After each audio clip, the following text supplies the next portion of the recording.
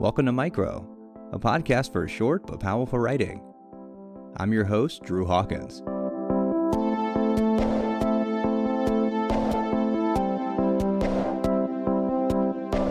This special episode was a collaboration with the Rejection Letters literary journal. Dylan and I had the pleasure of reading and accepting original pieces for publication. We had an acceptance limit of 4 pieces, which made it really difficult, and we read so many incredible submissions.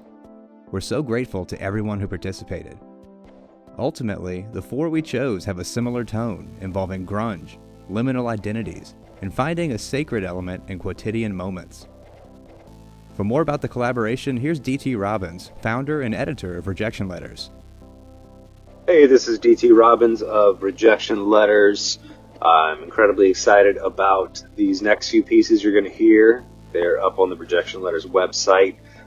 These authors are fantastic. Their pieces are fantastic. And if the parents of these authors are listening, I just want you to know they did all of this without you. They didn't need you at all. You think on that. Thank you, DT, for that strangely uplifting introduction. Now let's get right into it. Our first piece features a juxtaposition between routine and tradition with a delightful turn. Grab your coffee or your tea as you listen to Routine by James Lindley. Enjoy.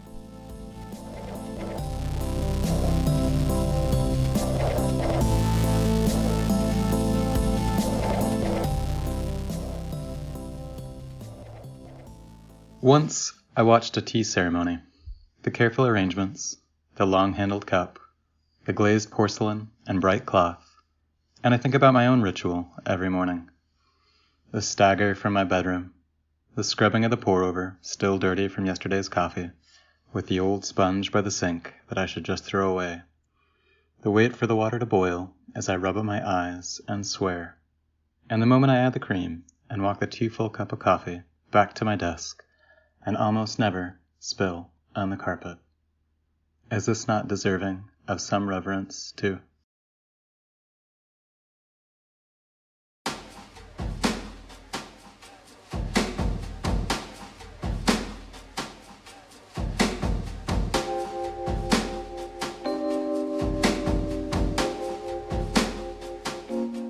James Lindley is a human person writing things on the internet.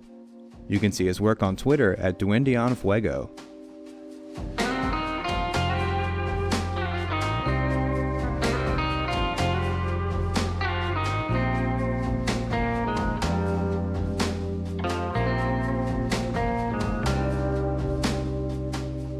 In our second piece, the title adds incredible flavor to the content, leaving us craving sushi. It's called Umami. It was written by Ellie Gordon. Enjoy.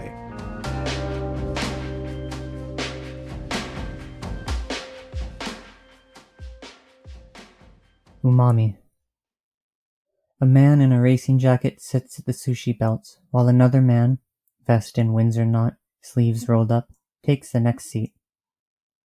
Racing jacket debates on the tamago nigiri and decides he wants it the moment Windsor knot receives it.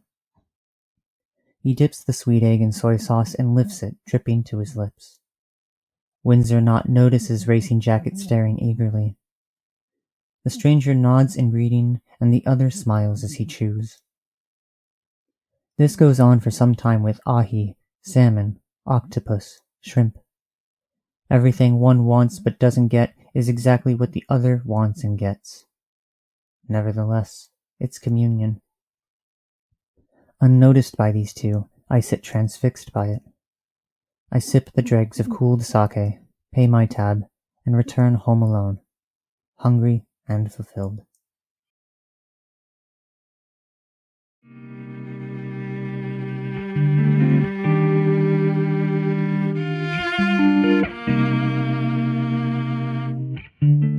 Ellie Gordon lives in Washington State and has had work featured in Complete Sentence, Had, Wondrous Real Magazine, Jellyfish Review, and others. You can find her on Twitter at Autonomous Bagel.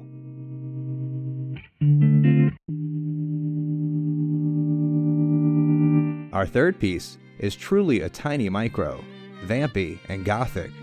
We couldn't wait to hear this one out loud. It's called The Vampire in Vismar and it was written by Meghan Kemp-Gee. Enjoy.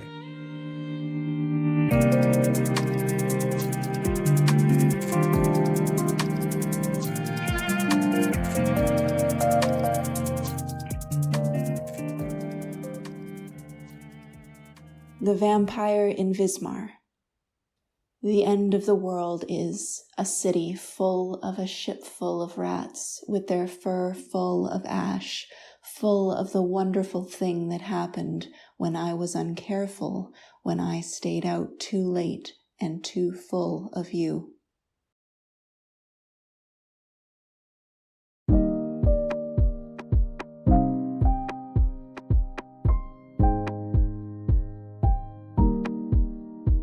Meghan Kemp-Gee writes poetry, comics, and scripts in Los Angeles, California, and Vancouver, British Columbia, and will soon be setting off to a new adventure in New Brunswick. You can find her on Twitter at MadMallGreen or on Instagram at ContestedStrip.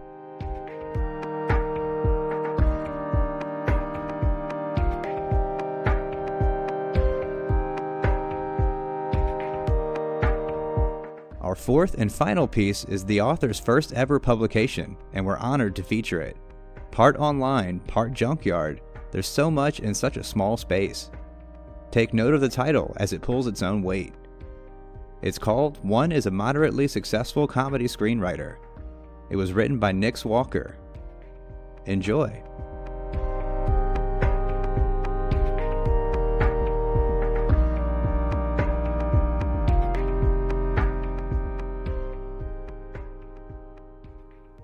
One is a moderately successful comedy screenwriter.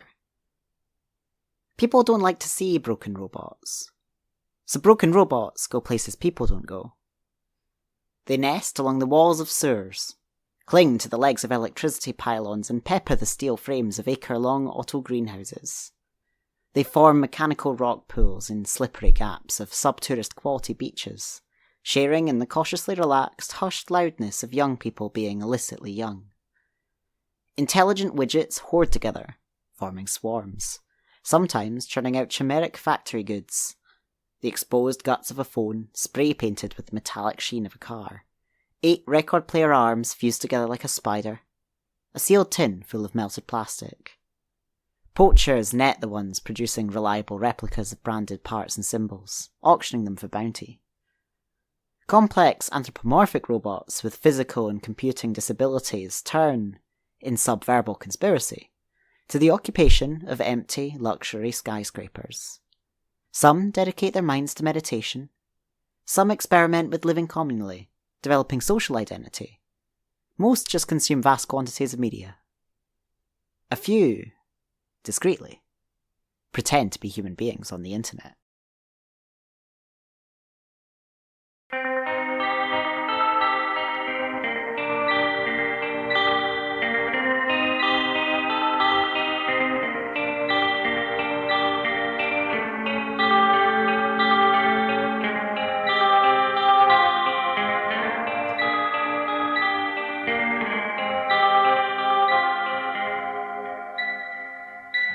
Nyx Walker is a queer, trans Scottish poet and sci-fi nerd with quite a lot of things wrong with him. You can find him on Twitter at Nyx Cerebus and on Instagram at Nyx Cerebus Walker. Once again, thank you to everyone who participated in our submission call, and thank you to Rejection Letters for allowing us to host one. Micro is edited and curated by Dylan Evers. Our social media is managed by fellow curator M.M. Kaufman, and the show is produced and hosted by me, Drew Hawkins. Our theme song is by Matt Ordez. You can find all the information about this episode's writers, their featured work, and the publication where they were published, as well as a transcription of this episode in the show notes. Find more of our shows wherever you listen to podcasts, or check out our website at micropodcast.org. You can also follow us on Twitter, Instagram, and Facebook at Podcast Micro.